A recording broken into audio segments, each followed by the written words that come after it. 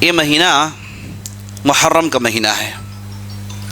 آپ گلیوں میں، کوچوں میں جا بجا سیاہ رنگ کے کپڑے، کالے رنگ کے کپڑے پہن کر لوگ گھومتے پھرتے نظر آئیں گے، اور اس کے ساتھ ساتھ ایسی حرکتیں، ایسے کام بھی آپ کو نظر آئیں گے جنہیں دیکھ کر ہر بندے مومن کا دل روتا ہے۔ ایسی چیزوں کو بطور نشانیاں سڑکوں میں رکھ لیا جاتا ہے، اور پھر انہیں ڈھیر سارے گانے بجانے سنائے جاتے ہیں، اور عود کے نام سے دعائیں دی جاتی ہیں، اور اس کے بعد وہاں پر اسلام اور اسلام کی تعلیمات کو زندہ دفن کرنے کے سامان مہیا کیے جاتے ہیں۔ عزیز ساتھیوں، بزرگوں، ماؤں بہنوں، یہ ایسے اعمال ہیں جن کا تعلق اسلام سے سراپا کچھ بھی نہیں ہے۔ اسلام ایک ایسا دین ہے جو صاف ستھرا اور بہترین تعلیمات اپنے پاس رکھتا ہے۔ ایسی حرکتیں، اس کا تعلق اسلام سے نہیں ہے۔ اب اس کے ساتھ ساتھ ایسے بھی لوگوں کو ہم دیکھتے ہیں جو کہتے ہیں کہ ہم اہل البیت کے دل دادا ہیں، اہل البیت پر ہمارا مکمل و کامل ایمان ہے، اور جو لوگ اہل البیت کی عزت اور احترام نہیں کرتے وہ مسلمان نہیں ہیں۔ اہل البیت کو لے کر یہ شور و شرابہ، یہ غلغلہ، یہ بھی ہم سنتے آ رہے ہیں، اور سڑکوں میں آپ دیکھتے ہیں کہ کہیں یا علی لکھا ہوا ہے تو کہیں یا عباس، کہیں یا زہرا لکھا ہوا ہے تو کہیں یا حسین، ایسے الفاظ سیاہ کپڑوں میں لکھے گئے ہیں، اور آپ اسے دیکھتے ہیں، اور ان کا دعویٰ یہ ہوتا ہے کہ یہ اہل البیت کی محبت میں ان حرکتوں کو سر انجام دے رہے ہیں۔ آئیے آج ہم اس خطبے میں دیکھتے ہیں کہ اہل البیت کسے کہتے ہیں، اور اہل البیت کو لے کر کون کھلواڑ کھیل رہا ہے، اور اہل البیت کے تعلق سے صحیح عقیدہ اور صحیح ایمان کیا ہونا چاہیے۔ ان چیزوں کو لے کر ہم آج کے اس خطبے میں انشاءاللہ گفتگو کرنے والے ہیں۔ پہلے اہل البیت کو لے لیجئے۔ اہل البیت کا معنی آتا ہے گھر والے۔ اہل البیت، بیت کہتے ہیں گھر کو، اہل کہتے ہیں والوں کو، تو خانوادہ گھر والے، انہیں اہل البیت کہا جاتا ہے۔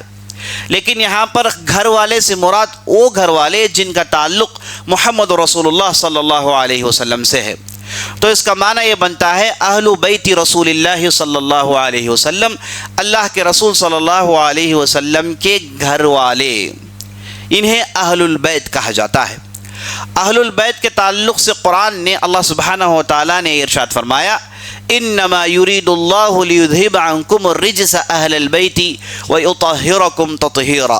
اللہ تو صرف یہ چاہتا ہے کہ تمہیں پاک اور صاف کریں، تمہارے اندر سے گندگیوں کو نکالیں، اے گھر والو، اے گھر والو۔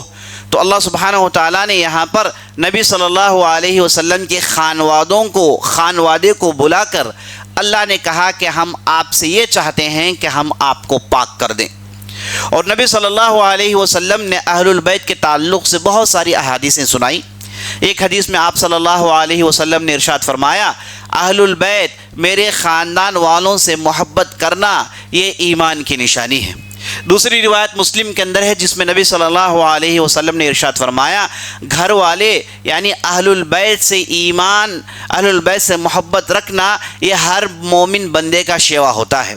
یعنی جس کے پاس اہل البیت سے محبت نہیں وہ مومن نہیں ہو سکتا۔ نبی صلی اللہ علیہ وسلم نے اس حدیث میں بڑی وضاحت کے ساتھ بیان کر دیا کہ اہل البیت کے ساتھ محبت کرنا ضروری ہے، لیکن اس کا مطلب یہ نہیں کہ ہر اہل البیت کا آدمی، ہر نبی صلی اللہ علیہ وسلم کے خاندان کا آدمی حق پر ہوگا، اور یہ بھی ضروری نہیں کہ ہر اس خاندان کا آدمی سیدھے جنت جائے گا، بلکہ یہاں پر تعریف اس بنیاد پر ہوئی ہے کہ یہ ایز اے ہول، کیونکہ ان کا تعلق نبی صلی اللہ علیہ وسلم کے خاندان سے ہے، انہیں مجموعی طور پر ہم عزت کی نظر سے دیکھیں گے، ان سے محبت کریں گے، لیکن ان میں ایسے بھی افراد ہونا ممکن ہیں جو گمراہ ہیں، ان میں ایسے بھی افراد ہونا ممکن ہے نعوذ باللہ جہنم جائیں گے، ان میں ایسے بھی افراد کا ہونا ممکن ہے جو راہ راست سے بھٹکے ہوئے ہوں گے۔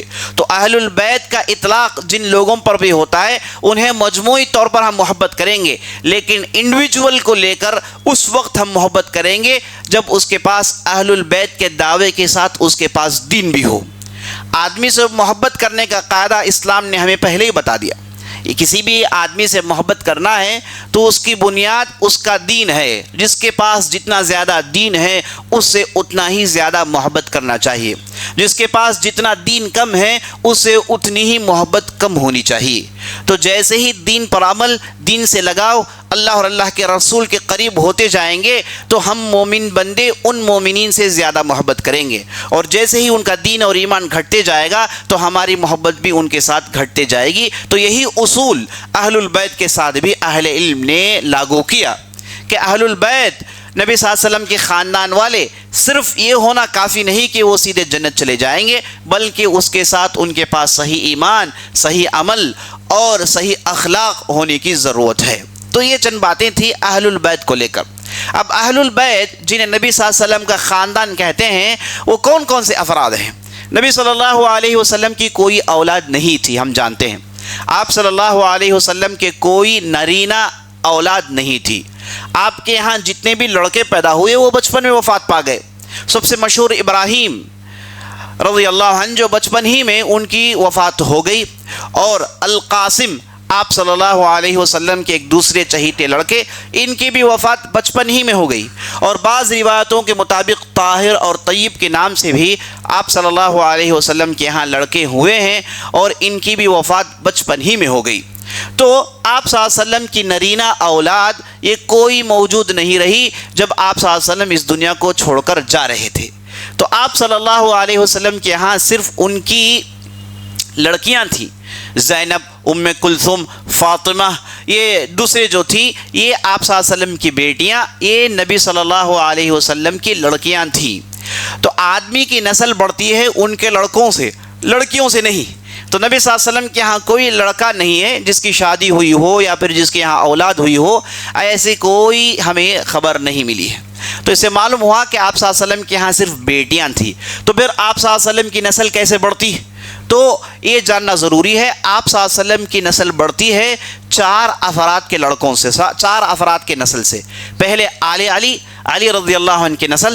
نمبر 2 عقیل، یہ علی رضی اللہ عنہ کے بھائی تھے، ان کے یہاں سے ان کی نسل آگے بڑھی. اور اس کے بعد عباس رضی اللہ عنہ، وہاں سے ان کی نسل آگے بڑھی. اور اس کے بعد جعفر رضی اللہ عنہ، ان سے نبی صلی اللہ علیہ وسلم کی نسل آگے بڑھی. تو ان چاروں کے اولاد کو، ان چاروں کے لڑکوں اور ان چاروں کے اولاد کو آل رسول صلی اللہ علیہ وسلم کہا جاتا ہے.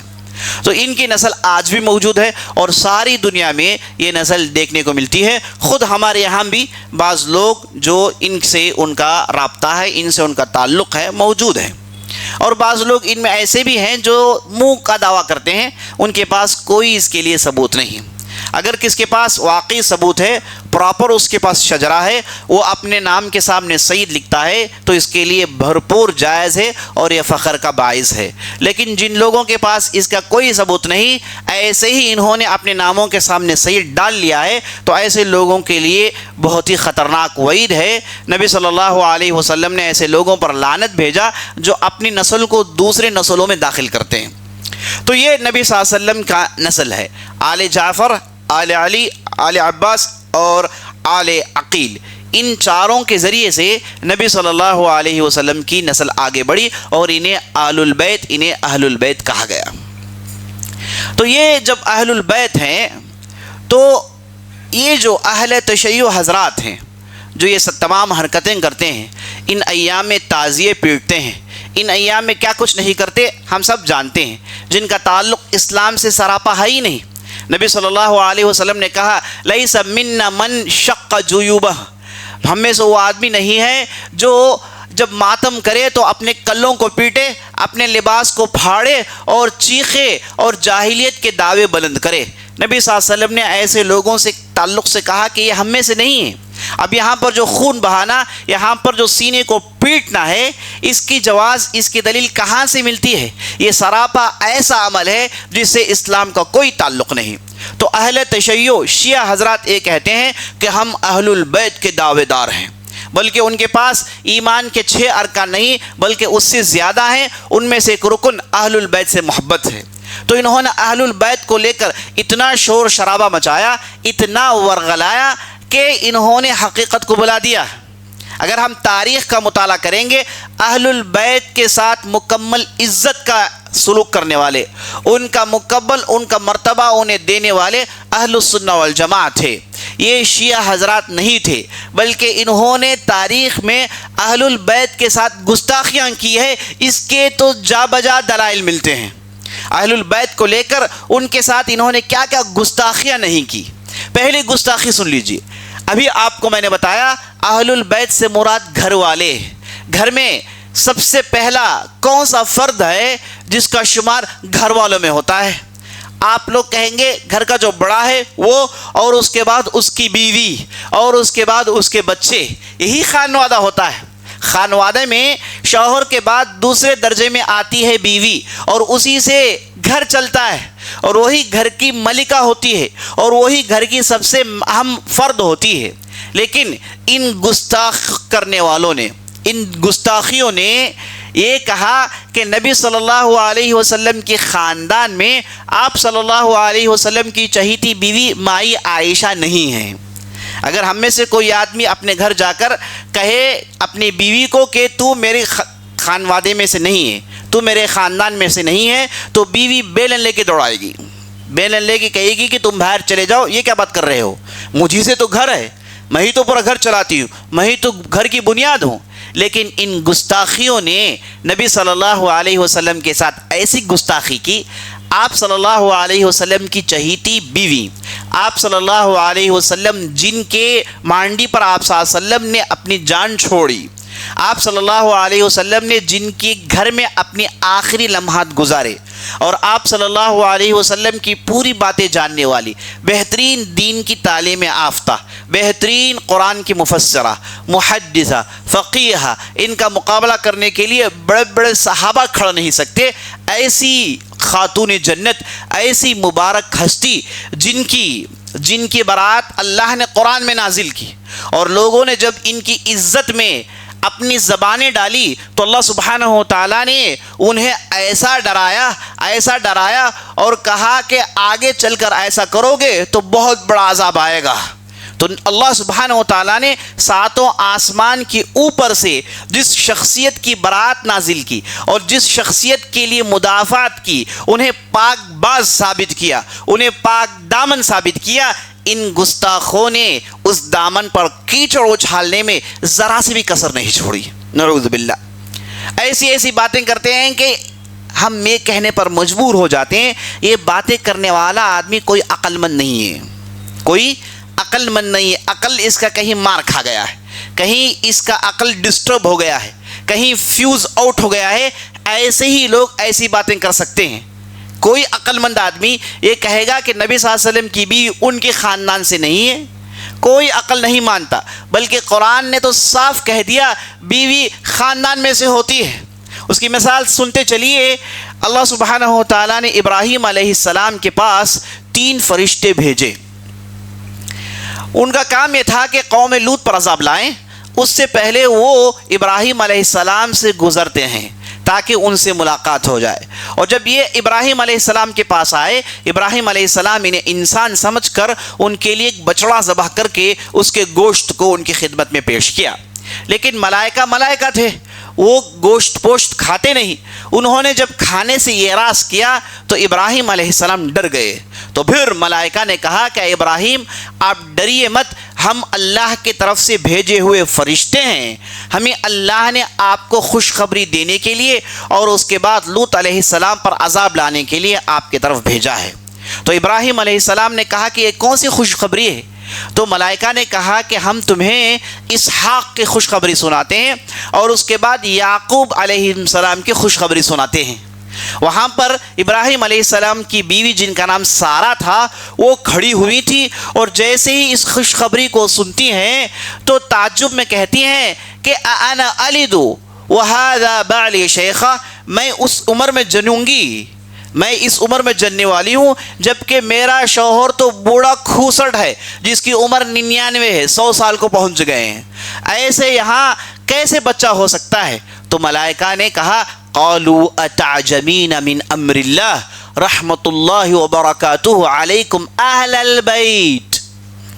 تو ملائکہ نے کہا کہ اے سارہ تم اللہ کے حکم کو لے کر تعجب میں پڑ رہی ہو، تم پر اللہ کی رحمت اور اللہ کی برکت ہو اے گھر والو۔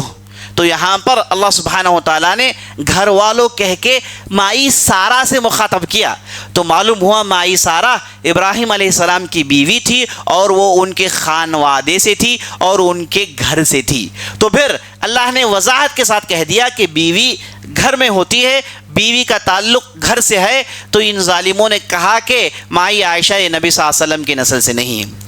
اب یہاں تک انہوں نے بات روکی نہیں، آگے چل کے ان کی شخصیت میں خوب کیچڑ اچھالنے کی کوشش کی، انہیں نعوذ باللہ بد اخلاق ثابت کرنے کی پوری کوشش کی۔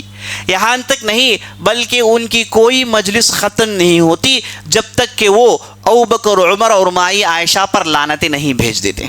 کوئی دین ایسا ہو سکتا ہے کہ جس میں صرف لعنت بھیجنے کے لیے مجلسیں جمع ہوتی ہیں؟ کوئی ایسا دین ہو سکتا ہے جس میں لوگ جمع ہوتے ہیں صرف ماتم منانے کے لیے اور ایسی قسم کی حرکت کرنے کے لیے؟ تو عزیز ساتھیو جان لیجئے یہ ایک بے بنیاد جذبہ ہے، یہ بے بنیاد لگاؤ ہے جس کا تعلق کتاب و سنت سے نہیں ہے۔ تو ان کی گستاخیاں یہاں تک نہیں، آگے بڑھیے۔ انہوں نے علی رضی اللہ عنہ کے ساتھ کیا کیا؟ علی رضی اللہ عنہ جنہیں یہ امام کہتے ہیں، ان کے ہاں جو 12 امام ہیں ان میں سے سب سے پہلے امام علی بن ابی طالب رضی اللہ عنہ ہیں، اور یہ ان میں سے بعض تو ان کی سیدھی سیدھی عبادت کرتے ہیں اور بعضوں نے تو انہیں انسانیت کے تقاضے سے نکال کر اللہیت کے تقاضے میں داخل کر دیا، یہ ہم جانتے ہیں۔ تو انہوں نے علی رضی اللہ عنہ کے ساتھ کیا گستاخیاں کی دیکھی۔ علی رضی اللہ عنہ کو انہوں نے اپنی کتابوں میں سب سے کمزور، سب سے ڈرپوک اور سب سے ڈرنے والا ثابت کیا ہے۔ کہتے یہ ہیں کہ عمر بن خطاب رضی اللہ عنہ نے جب علی رضی اللہ عنہ کی لڑکی سے شادی کی جن کا نام ام کلثوم تھا، جنہیں یہ لوگ رات اور دن گالیاں دیتے ہیں، جن کی دشمنی کو انہوں نے ایمان سمجھ رکھا ہے، وہ علی رضی اللہ عنہ کا داماد ہے اور علی رضی اللہ عنہ اس کے سسر ہیں۔ کوئی بھی آدمی دشمن کو اپنی لڑکی دے سکتا ہے، مر جائے گا، لیکن دشمن کو اپنی لڑکی نہیں دے گا۔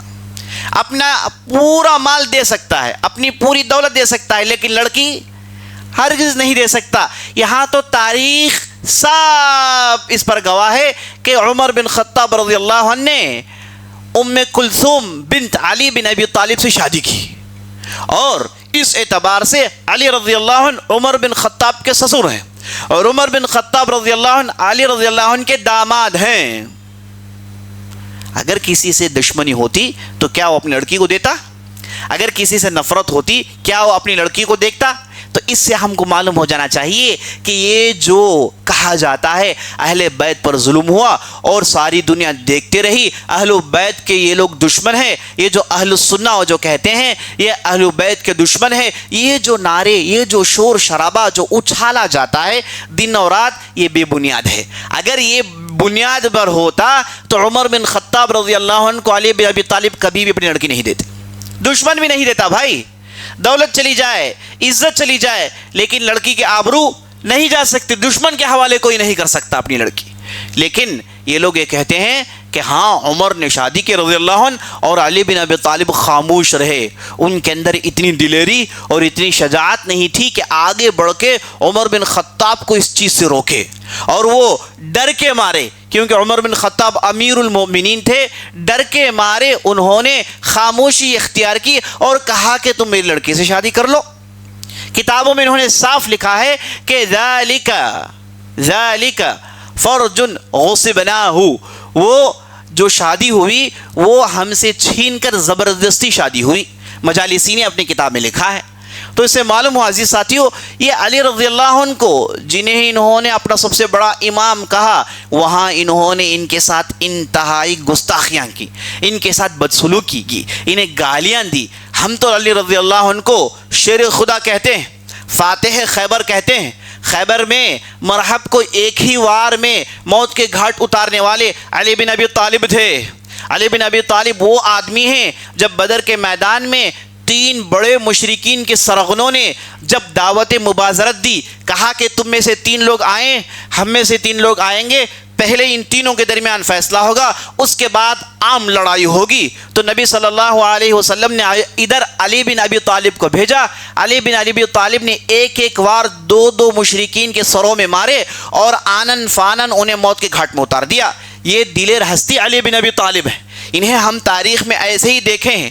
جب خوارج کا مسئلہ آیا تو علی بن ابی طالب نے اپنے گھوڑے کو سر پر دوڑایا اور خوارج کو معلوم ہوا کہ علی اب گھوڑے پر سوار ہو گئے ہیں، انہوں نے اپنی تلوار کو ننگی کر لی ہے۔ تو 8000 جو خوارج کی تعداد تھی اس میں سے 4000 بیک وقت ایمان لاتے ہیں۔ بیک وقت انہوں نے اپنی بدعت کو چھوڑ دیا، اپنی خارجیت کو چھوڑ دیا۔ اتنا ڈر اور اتنا دلیر آدمی۔ اور 5 سال جب ان کی حکومت رہی، انہوں نے خوارج اور دوسرے فتنوں کو ایسے بھسم کیا کہ تاریخ کے اوراق اس پر گواہ ہیں۔ ہم انہیں دلیر، شیر خدا، فاتح خیبر کہتے ہیں۔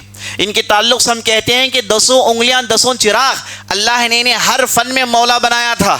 یہ علم کے میدان میں کوئی ان کا مقابلہ نہیں کر سکتا، یہ ایسے دلیر کے کوئی میدان میں ان کا مقابلہ نہیں کر سکتا، ایسے ہوشیار، ایسے ذہین کہ دنیا کے بڑے بڑے عقل مند ان کا مقابلہ نہیں کر سکتے، اور ایسے ایڈمنسٹریٹر کہ ساری دنیا ان کے ایڈمنسٹریشن کو پڑھ کر سیکھتی ہے۔ ایسی بڑی ہستی کو انہوں نے اپنی کتابوں میں کمزور، ڈرپوک، عمر سے ڈرنے والا رضی اللہ عنہ اور دوسروں سے ڈرنے والا، یہ اپنی کتابوں میں صاف لکھا ہے، کیونکہ انہیں یہ جواب نہیں آتی کہ کیسے عمر نے ان کی لڑکی سے شادی کر لی۔ انکار نہیں کر سکتے، انکار نہیں کر سکتے، اسے جھٹلا نہیں سکتے، حقیقت ہے، انکار ممکن نہیں۔ تو انہوں نے سیدھے سیدھے کہا علی ڈرپوک تھے، علی کے اندر اتنی ہمت نہیں کہ وہ جائیں عمر بن خطاب سے مقابلہ کریں، نعوذ باللہ۔ اصل تو حقیقت یہ ہے کہ علی رضی اللہ عنہ نے اپنے پورے دلجوئی کے ساتھ، پوری محبت کے ساتھ اپنی لڑکی کی شادی عمر بن خطاب سے کی تھی، اور یہ علی بن ابی طالب نے اپنے لیے شرف سمجھا، اپنے لیے عزت کا باعث سمجھا۔ اور آج بات آگے بڑھائیے، تاریخ کے اوراق الٹیے، حسن حسین کو لے کر یہ آپ دیکھتے ہیں کہ جا بجا یا حسین تو ان کے دعوے ہیں، انہوں نے تو حسن کو بلا دیا۔ حسین کے بڑے بھائی حسن تھے، علی رضی اللہ عنہ کے پہلے فرزند حسن تھے، اور حسن و حسین دونوں کو نبی صلی اللہ علیہ وسلم نے اپنے قریب رکھا، دونوں کو اپنے لخت جگر بنا کر رکھا، اور حسن کے تعلق سے نبی صلی اللہ علیہ وسلم نے کہا کہ ھذا سید ھذہ الامہ، اس امت کا یہ لیڈر ہے اور جنت کے نوجوانوں کا یہ لیڈر ہے حسن رضی اللہ عنہ۔ ان کے تعلق سے آپ کچھ ادھر دیکھنے کو نہیں ملے گا آپ کو، نہ ان کے سامنے یا ہوں گے، نہ انہیں چیخ چیخ کر پکارا جائے گا۔ یہ اس لیے کہ حسن رضی اللہ عنہ نے اپنی خلافت کو معاویہ رضی اللہ عنہ کے لیے دے دی تاکہ امت میں امن قائم ہو، تاکہ امت میں جھگڑا نہ ہو۔ تو جھگڑے فتنوں سے بچنے کے لیے انہوں نے اپنی خلافت سے تنازل کیا، بہت ہی بہترین عمل تھا۔ اور اس کے بعد 20 سال بڑے امن کے آئے، اور اس کے بعد امت میں ایک ٹھہراؤ پیدا ہوا، ورنہ خوارج اور دوسرے ظالموں نے امت کے شیرازے کو بکھرا دیا تھا۔ تو حسن بن علی طالب نے بہت بڑا کام کیا، انہوں نے کہا کہ معاویہ کو انہوں نے اپنی سلطنت دے دی، اپنی خلافت دے دی، اس لیے انہوں نے حسن سے نفرت کرنا شروع کر دیا۔ بے بنیاد نفرتیں، بے بنیاد گالیاں، غیر ضروری نفرتیں، غیر ضروری جھگڑے۔ کوئی عقل مند آدمی، عاشورہ کا روزہ ہم رکھتے ہیں اللہ کے لیے، عاشورہ کا روزہ نبی صلی اللہ علیہ وسلم کی سنت سے ثابت ہے، اس روزے کو انہوں نے ماتم میں تبدیل کر دیا، کہا کہ ماتم منانے کے لیے روزہ رکھا جاتا ہے، ہرگز نہیں۔ ہم اس روزے کو رکھتے ہیں بطور سنت۔ نبی صلی اللہ علیہ وسلم نے کہا کہ 9، 10 یا پھر 10، 11 کا روزہ رکھنے والا یہ عاشورہ کا روزہ رکھتا ہے، اور عاشورہ کا روزہ گزرے ہوئے 1 سال کے گناہوں کو معاف کرتا ہے۔ گناہوں کی معافی کے لیے، سنت پر عمل کرنے کے لیے ہم اس روزے کو رکھتے ہیں، ماتم منانے کے لیے نہیں، غم منانے کے لیے نہیں۔ ہمارے ہاں غم منانا ایک کانسیپٹ ہے ہی نہیں، ہمارے پاس ہمیشہ پازیٹیو ہے، نیگیٹو نہیں، ایجابی پہلو ہے، سلبی پہلو نہیں۔ تو انہوں نے دین کو کچھ اور ہی بنا دیا ہے۔ افسوس کہ ایسے لوگوں کو حکومت کی طرفداری مل رہی ہے، ان کی پشت پناہی حکومت کر رہی ہے۔ یہ حکومت، یہ منہ یہ مسور کی دال اگر کسی کی پشت پناہی کرتی ہے تو ہم کو سمجھ لینا چاہیے کہ اس سے بڑا دشمنان اسلام کوئی نہیں ہو سکتا۔